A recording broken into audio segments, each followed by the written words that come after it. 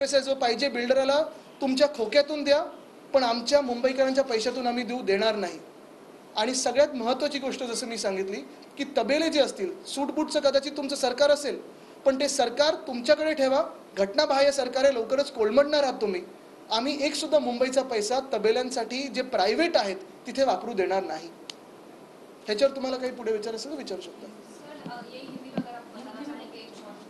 कल मैंने कई सारे इंस्टाग्राम हैंडल्स पे देखा, कई सारे प्रेस के हैंडल्स पे देखा, ट्विटर पे देखा कि एक स्पष्टीकरण आया है, क्लैरिफिकेशन आया है बीएमसी से कि वहाँ अभी रेस कोर्स पे थीम पार्क नहीं तो सेंट्रल मैदान बनेगा, सेंट्रल पार्क बनेगा. लेकिन बात यही है, इसमें 3 बड़े मुद्दे हैं. ये झूठ है, साफ झूठ है, क्योंकि जो प्रशासक है म्यूनिसिपल कमिश्नर वो झूठ बोल रहे हैं. पहली बात तो ये है, थीम पार्क अगर बन रहा नहीं होगा, सेंट्रल पार्क भी बन रहा होगा, तो भी अंडरग्राउंड कार पार्क की क्या ज़रूरत है.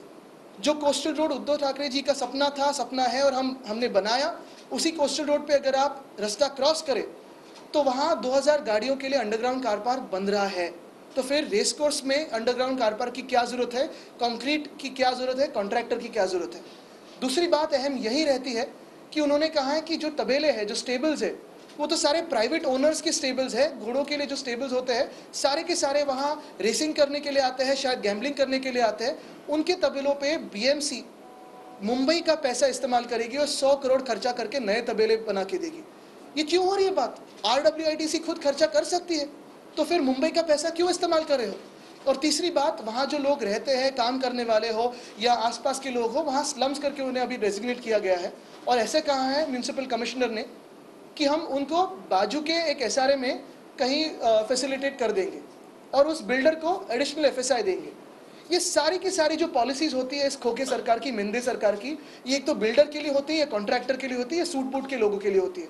अगर आपने देखा होगा तो वहाँ जो लोग हैं कई बरसों से रहते आए हैं, दशकों से रहते आए हैं, उनको फैसिलिटीज़ दे या घर दे, लेकिन जो फ्री FSI मिलने वाला है बिल्डर को वो मुंबई के ही पैसे से मिलने वाला है.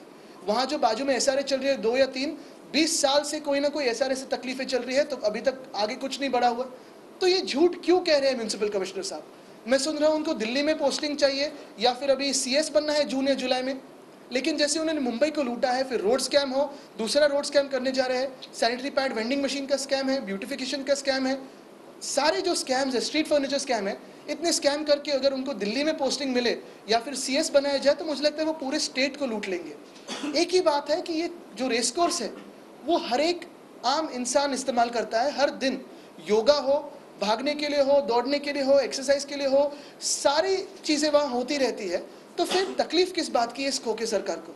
तकलीफ इसी बात की है कि सूट बूट के बिल्डर और कॉन्ट्रैक्टर इनके जो है उनको काम नहीं मिल रहा है, रेस कोर्स में घुसने की अभी तक मौका नहीं मिला है. यही दर्द है शायद मिंदे सरकार को.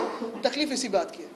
हमने जब विरोध दर्शाया तो 2 बातों पे मिंदे सरकार पीछे हट चुका है. उन्होंने कहा अभी रेस कोर्स में क्लब हाउस नहीं बनेगा और मेंबरशिप जो CM को मिलने वाला था ब्राइब के तौर पे वो नहीं मिलेगा.